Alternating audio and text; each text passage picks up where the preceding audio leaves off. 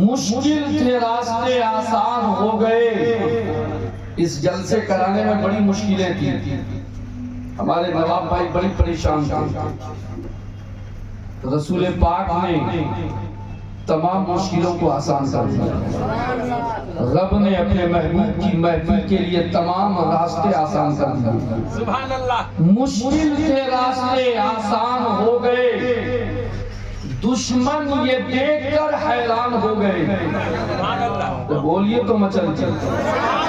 मुश्किल के रास्ते आसान हो गए, दुश्मन ये देखकर हैरान हो गए। रखा जब मेरे नबी ने दुनिया में कदम, रखा जब मेरे नबी ने दुनिया में कदम। तारीख याद कीजिए, आज हिंदू हो, मुस्लिम हो, सिख हो, ईसाई हो, बेटियों से मोहब्बत करता है, बेटियों से प्यार करता है। मैं पूछना चाहता हूँ कि मेरे हिंदू भाइयों, कल तो यही जमाना था जो बाप अपनी बेटियों को जिंदा दफन करता था। कल यही जमाना था कि बाप अपनी बेटियों को जिंदा दरबार करता था। आज मुसलमान भी बेटियों को गले से लगा रहा है, हिंदू भी बेटियों को गले से लगा रहा है, ईसाई भी बेटियों को गले से लगा रहा है, सिख भी बेटियों को गले से लगा रहा है। तुम्हें गले से लगाने का पैगाम किसने दिया है? सुनो, दुनिया जिन बेटियों की आमद को ज़हमत समझती थी, मुस्तफा है तो कहा बेटी ज़हमत नहीं, रहमत है। क्या वाह वाह। बेटी रहमत है, ज़हमत नहीं। बेवा जिनका शौहर इंतकाल कर जाए, चाहे वो हिंदू हो, सिख हो, ईसाई हो, किसी भी धर्म का हो, किसी भी मजहब का हो। मेरे मुस्तफा दुनिया में आए थे तो उस वक्त सब मुसलमान नहीं थे। बोलिए हजूर। 360 माबूदों के पूजने वाले थे। तो फिर बेवाओं को वकार और इज्जत, बेवाओं की कोई कदर, कोई मकाम नहीं था, बेटियों का कोई वकार और इज्जत नहीं था। नहीं कहोगे कि उस वक्त सब मुसलमान थे और मुसलमान ऐसा करते थे, बल्कि मुस्तफा रहमत बनकर आए। तो इस रहमत का सदका हिंदुओं को भी मिला है, सिखों को भी मिला है, ईसाइयों को भी मिला है, मुसलमानों को भी मिला है। क्योंकि अल्लाह कहता है कि मैं रब्बुल आलमीन हूँ और मेरा महबूब रहमतुल लिल आलमीन है।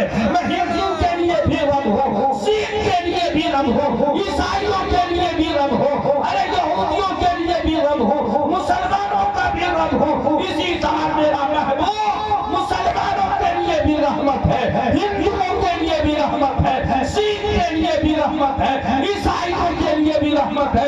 यही वजह है कि मुस्तफा ने नफरत का पैगाम नहीं दिया, मुस्तफा ने मोहब्बत का पैगाम दिया।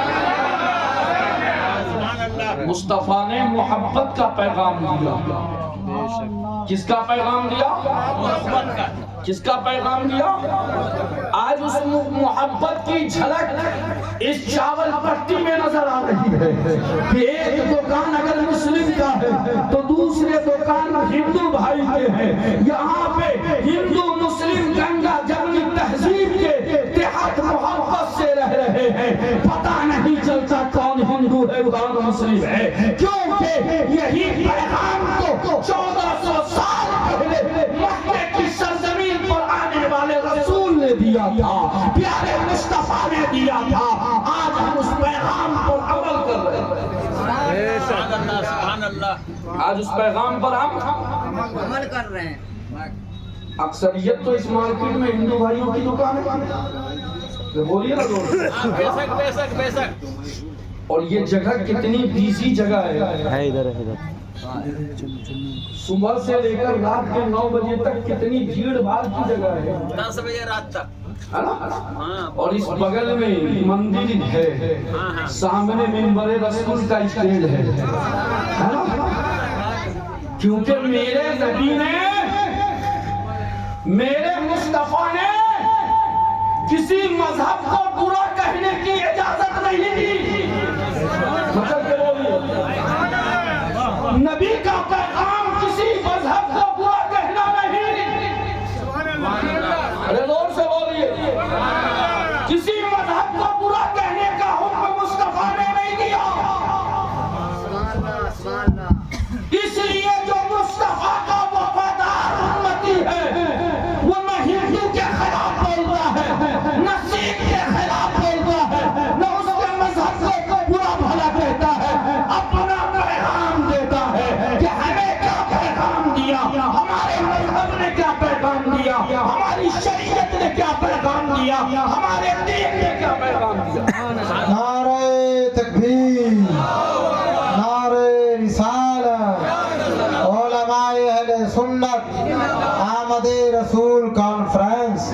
सुभान अल्लाह, सुभान अल्लाह। किसने बताया कि अगर पड़ोसी में कोई हिंदू है, कोई हिंदू भाई रहता हो, वो बीमार हो जाए तो इसकी इयादत के लिए जाओ, उसको देखने के लिए जाओ। या किसने कहा? उसी रसूल ने कहा।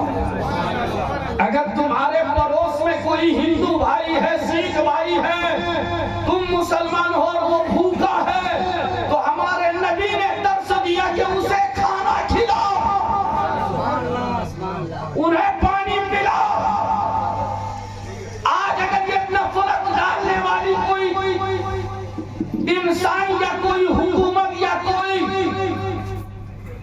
चाहे वो हिंदू की शक्ल में हो या मुसलमान की शक्ल में, अगर ये नफरत डालने वाला कोई फर्द है तो समझ जाओ, चाहे वो हिंदू है तो हिंदू मजहब भी नहीं सिखाता कि तुम मुसलमान से नफरत करो, और इस्लाम मजहब भी नहीं सिखाता कि तुम हिंदू से नफरत करो। अगर ये नफरत करने वाला कोई है तो ना वो हिंदू मजहब को मानता है, वो मुसलमान मजहब को मानता है। किसी को नहीं मानता। नफरत अगर कर रहा है तो वो ना मुसलमान है ना हिंदू है, कुछ नहीं है ना? वो क्या है? वो आतंकवाद है, कुछ नहीं है। वो आतंकवाद है, आतंक फैलाता है। वरना इस्लाम भी दर से मोहब्बत दे रहा है। हिंदू मजहब के मानने वालों, तुम्हारा मजहब भी मोहब्बत का पैगाम देता है। बगैर मोहब्बत के तो रब मिल ही नहीं सकता, खुदा मिल ही नहीं सकता। और इसी मोहब्बत का पैगाम हिंदुस्तान में गरीब नवाज ने दिया। मदीने से जो पैगाम लेकर आए गरीब नवाज हिंदुस्तान में, तो गरीब नवाज ने भी वही पैगाम दिया जो मदीने वाले ने दिया। तभी तो आज गरीब नवाज के दर पर हिंदू भाई भी जाते हैं, सिख भी जाते हैं, ईसाई भी जाते हैं, हर मज़ाहिब के लोग पहुंचते हैं, क्योंकि वहाँ सबके मन की बात पूरी होती है, सबके मन को के बात को पूरा करते हैं मेरे गरीब नवाज, जो 813 साल से नवाज रहे हैं।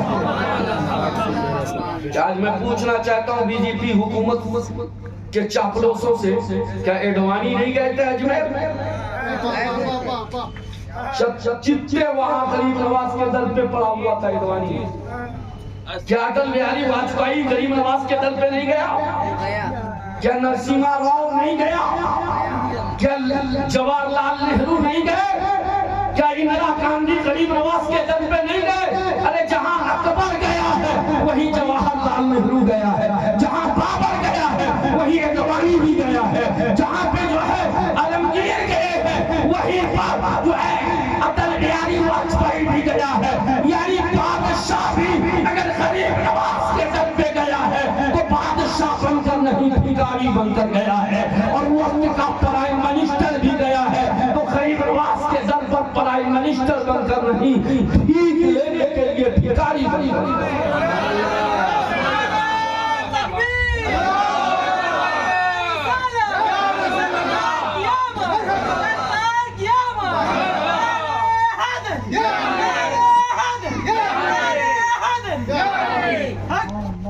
सुभान अल्लाह। शेर समाप्त कर ले। ए भाई चाय बंद कर दीजिए, अभी मेरी तकरीर खत्म हो जाएगी, बहुत शॉर्ट टाइम है मेरे पास। तब पिलाइएगा। अब चाय जितना पिलाना था पिला दिया, जाम पिलाने का वक्त आ गया है। ये जाम आज और कल जब आप पिएंगे ना तो साल भर तक इसका नशा आपके ऊपर तारी रहेगा। ये जाम है। मुश्किल के रास्ते आसान हो गए। बेदारी का सबूत दे दीजिए। मुश्किल के रास्ते आसान हो गए। दुश्मन ये देखकर हैरान हो गए। रखा जब मेरे नबी ने दुनिया में कदम, रखा जब मेरे नबी ने दुनिया में कदम, पत्थर भी कलमा पढ़ के मुसलमान हो गए। पत्थर भी कलमा पढ़ के मुसलमान हो गए। तारीख को पढ़ो कि अबू जहल की मुट्ठी में कंकर था और जब अबू जहल ने कहा था ऐ मोहम्मद सल्लल्लाहु अलैहि वसल्लम बताइए मेरी मुट्ठी में क्या है, मेरे नबी ने कहा था अबू जहल मैं बता दूं या तेरी मुट्ठी में जो बंद है वो बंद कंकर बता दे कि मैं क्या हूँ। तो कुर्बान जाओ। आज ये तो और बेहतर होगा कि मेरी मुट्ठी है, मेरा हाथ है, पावर मेरा है, इख्तियार मेरा है और मेरे इख्तियार में रहकर ये कहे कि कौन है। तो नबी ने इशारा किया तो अबू जहल की बंद मुट्ठी में कंकर ने पढ़ लिया ला इलाहा इल्लल्लाह मुहम्मदुर रसूलुल्लाह। पैगाम मिल गया।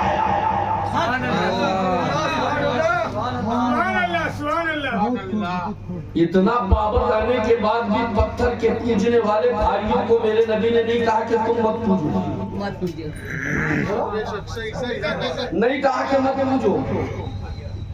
जिनको समझ में आ गया वो छोड़ दिया, जिसे समझ में नहीं आया वो अब तक पूज रहा है ना।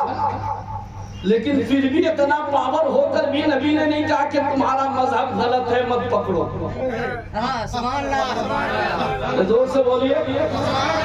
इसीलिए हम भी अपने स्टेज से ये कहते हैं कि अगर कोई मुसलमान चाहे वो मौलवी की शक्ल में हो, मुफ्ती की शक्ल में हो, आलिम की शक्ल में हो, मौलाना की शक्ल में हो, खतीब की शक्ल में हो और वो किसी हिंदू धर्म के मज़ाहिब के खिलाफ बोल रहा हो तो मैं कहूँगा चैलेंज के साथ कि वो मुस्तफा का वफादार नहीं हो सकता, क्योंकि जिसे मुस्तफा ने मना कर दिया उसे किसी को कहने का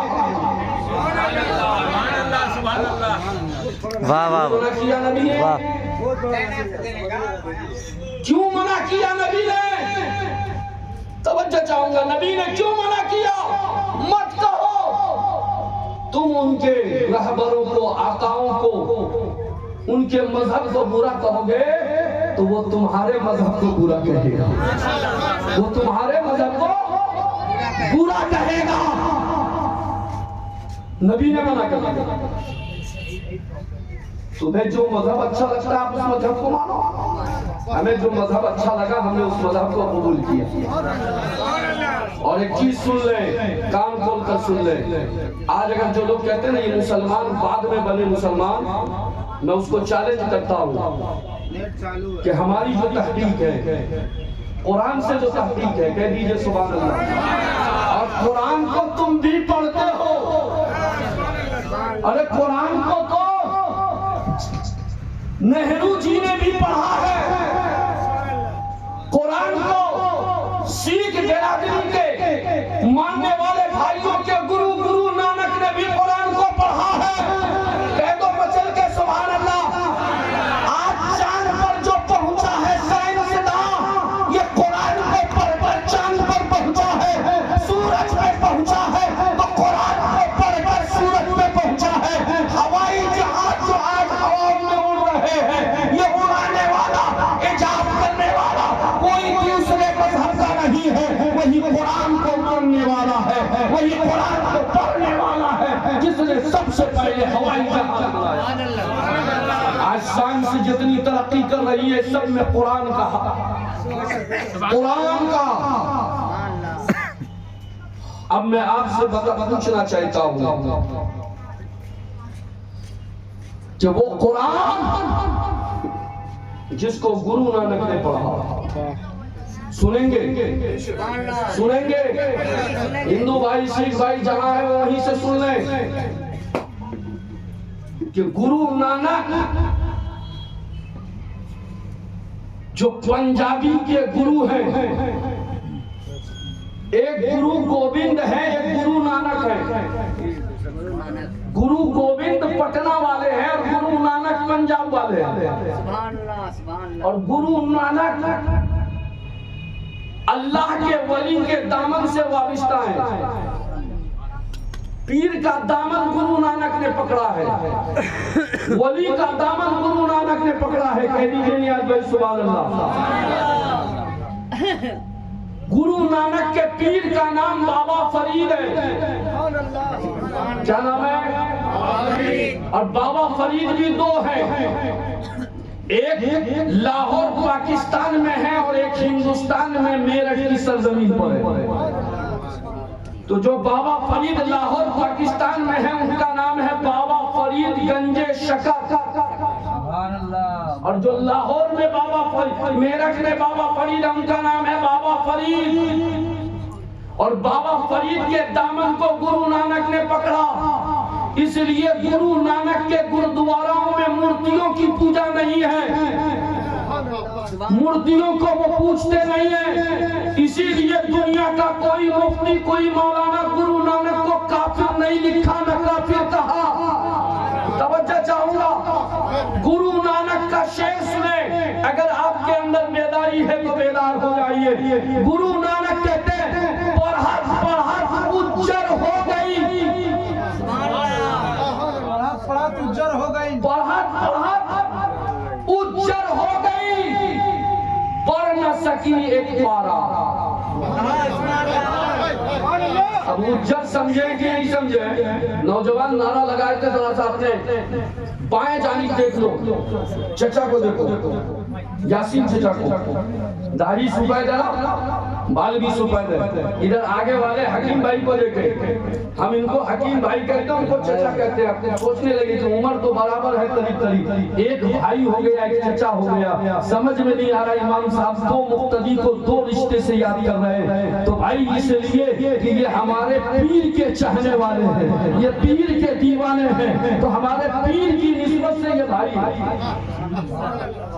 है ना। वो हमारे मुसल्ली जरूर है लेकिन हम चचा कहते हैं। मैं इमाम हूँ है ना, मेरी कदर बहुत करते हैं लेकिन मैं चचा कहता हूँ।